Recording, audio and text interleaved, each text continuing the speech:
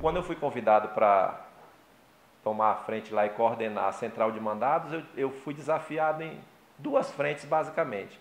A primeira é que os oficiais de justiça ainda trabalhavam com a famosa pastinha física. Os mandados vinham eletrônicos das varas, mas os oficiais de justiça precisavam imprimir, colocar o mandado no papel, colocar numa pasta física, com um relatório físico, com livros de controle físico, para que eles pegassem a distribuição semanal, colocassem embaixo do braço. A presença deles era indispensável, não tinha como ele pegar o mandado se ele não comparecesse. E a devolução do mandado, a mesma coisa. Eles devolviam o mandado fisicamente, com a certidão física, assinada à caneta. Então, assim, eles já estavam meio que alijados do novo modelo. E ali eu me vi mais ou menos como secretário de audiência do início da década de 90, né? Que eu já tinha um certo know-how, mas ainda estava num cenário que vivia, que trabalhava, como se o sistema não existisse. Então, por conta disso, esse desafio foi um dos desafios, né, que era levar a informatização, a modernização para a sistemática de trabalho do oficial de justiça, na 18ª região, e também um fator humano, porque, óbvio, se está todo mundo se valendo dos recursos de tecnologia, se hoje todo mundo procura modernizar, aliviar a sua carga de trabalho através de recursos da tecnologia, o oficial de justiça estando fora disso, óbvio que ele vai ter uma sensação de peso gigante, porque ele ainda está em casa, muitas vezes, convivendo com e-mail, convivendo com Facebook, com páginas, o filho mexendo num tablet, ele com smartphone, a casa toda moderna e ele ainda com papelzinho, com certidão assinada a caneta. Então eu tive, chegando lá, isso eu percebi que causava um descontentamento humano neles, né? Eles meio que se digladiavam por conta disso. Por que a modernidade não chega aqui? Então, o que a gente fez? A 18ª já tinha uma concepção, uma plataforma de um sistema de mandados, mas que talvez por conta de a quem foi imbuída a implementação, ele nunca saiu do papel. O máximo que eles conseguiram foi fazer um paralelismo. Eu trabalhava da maneira tradicional e replicava meu trabalho da maneira virtual. O que, óbvio, para qualquer pessoa vai implicar num retrabalho. E retrabalho é aumentar a carga de trabalho e é criar resistência. Então, o primeiro apego foi esse, foi dizer para vocês, ó, confiem no sistema. Tudo que vocês faziam no papel, a pastinha de vocês, tudo isso hoje é virtual. Vocês não vão ver mais a pasta no armário, vocês não vão ver os livros, vocês não vão ver sequer a caneta, mas tudo isso ainda existe. Tudo isso é controlado, tudo isso é seguro, tudo isso é guardado. Não se preocupem com relação a isso. Óbvio, aí tinha aqueles que já tinham essa linguagem moderna, queriam essa linguagem moderna, e tinham aqueles que não. Ah, está acabando comigo, eu não estou dormindo direito, eu quero continuar com o papel, eu quero continuar com minha pasta. Então a gente, com muita calma, foi criando meio que essa cultura do nivelamento. Eu precisava que o que estava muito para trás viesse um pouco mais para frente, o que já estava lá na frente esperasse a gente chegar. Então esse trabalho aí é que eu precisei desenvolver um sistema, assim, que na concepção ele era um sistema embrionário, né? Apesar de eu já saber exatamente onde ele começava, onde ele terminava, mas eu disse, o sistema é de vocês, eu só tenho uma proposta. O que é que eu preciso fazer para atender, além das necessidades do tribunal, a necessidade de vocês? Porque o sistema é concebido por um analista de sistemas, que entende tudo de informática, mas o usuário, muitas vezes, entende muito pouco.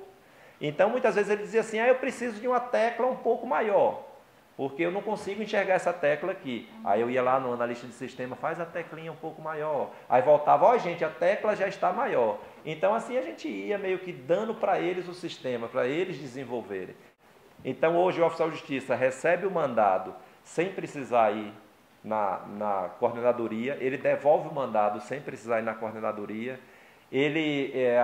Eu sei gerencialmente quantos mandados ele tem, onde ele está, onde ele esteve, né? Como foi a carga de trabalho dele da semana, eu consigo equilibrar. O fulano, eu percebo gerencialmente que a carga está muito grande, acima da média. O grande e o pequeno, para mim, é a média.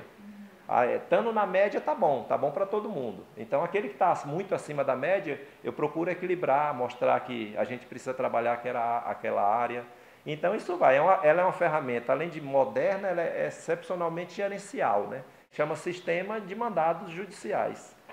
E outra coisa fundamental do sistema também, e aí é o próximo passo, né, e a gente percebeu, era o reflexo que a gente queria. modernizar as rotinas, dar a eles um sistema, faz parte do jogo.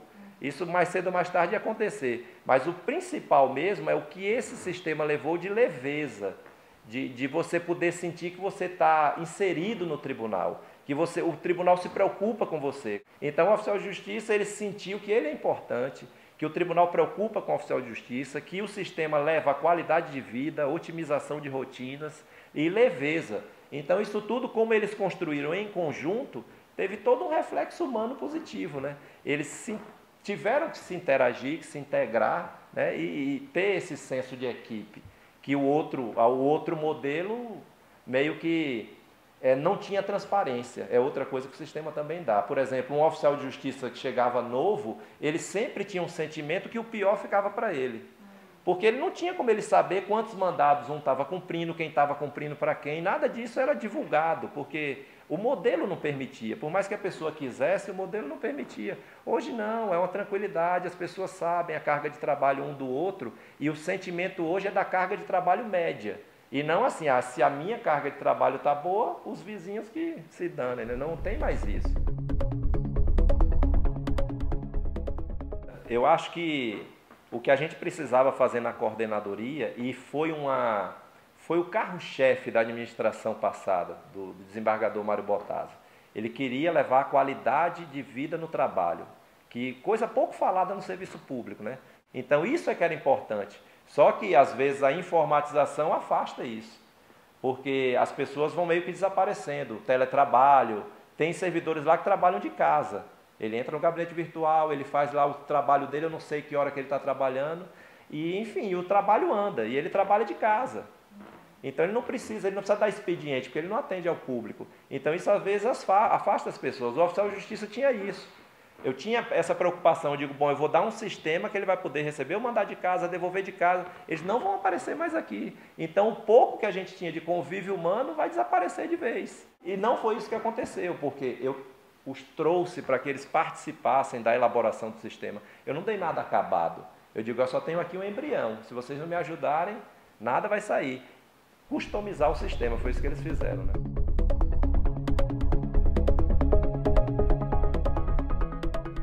O novo sistema, em verdade, ele não atenua propriamente, nem tem esse objetivo de atenuar os riscos do oficial de justiça, que tem uma atividade eminentemente externa, né?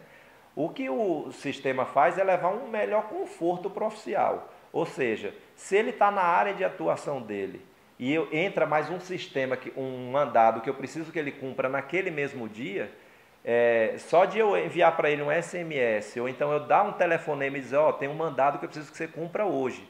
A exemplo, um oficial que está em Trindade, que faz a área de Trindade, Santa Bárbara e Campestre, que é uma área jurisdicionada a Goiânia. Então ele está lá em Trindade, muitas vezes na zona rural, e aí eu toco o celular e ele vê lá um SMS, ou então mesmo, a gente gosta mesmo do voz, né? Então a gente liga e fala assim, fulano, tem mais um mandado para você cumprir. Ela, nossa, eu estou aqui no meio da área. Então tá bom, então vê se você encontra uma lan house, hoje está assim, mas daqui a pouco eu vou dar uma notícia muito boa. Então ele vai na lan house mais próxima, consegue pegar o mandado, ele imprime o mandado, cumpre, e aí de casa mesmo ele pode tranquilamente devolver o mandado. Antes não tinha jeito, ele ia se chatear porque ele estava lá no meio da zona rural, ele ia ter que voltar para Goiânia para pegar um papel assinado a caneta, que não tinha jeito, era desse jeito, e aí ele voltava novamente. Isso tem os riscos do trânsito, o aborrecimento natural do ser humano, horário, muitas vezes ele tinha um outro compromisso, uma outra diligência que já estava agendada. Então tudo isso tumultuava muito a vida do oficial de justiça.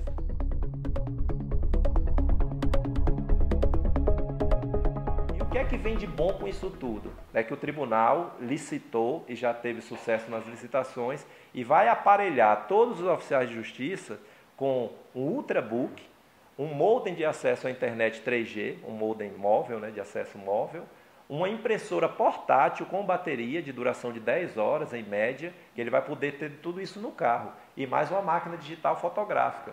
Então, se ele está lá no meio da área de, seja lá onde for, se tiver cobertura móvel, ele pode abrir o ultrabook dele ali com a impressora, com papel fornecido pelo tribunal, tinta fornecida pelo tribunal e o custo mensal do modem 3G fornecido pelo tribunal. os modems já chegaram, a máquina fotográfica já chegou, os ultrabooks já está no prazo de entrega, e só a impressora que a gente teve um probleminha com o licitante vencedor e talvez a gente o desqualifique para passar para o segundo. Mas também já há licitação, já há o orçamento, já foi tudo separado. Então, assim, em breve os oficiais de justiça não precisarão nem no Lan House, né? E aqui todos os oficiais de justiça da 18ª região, todos, seja de Mineiros, Porangatu, Uaçu ou de Goiânia, não vai ter distinção. Das pesquisas que fiz, a impressora, até onde eu sei, acho que os primeiros oficiais que vão receber são os nossos.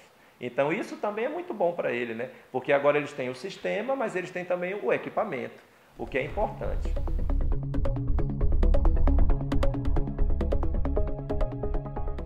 Eu procurei saber identificar também, mapear quais eram as ordens judiciais que mais incomodavam os oficiais e o que é que a gente podia fazer para que esse incômodo fosse minimizado ou quem sabe até neutralizado.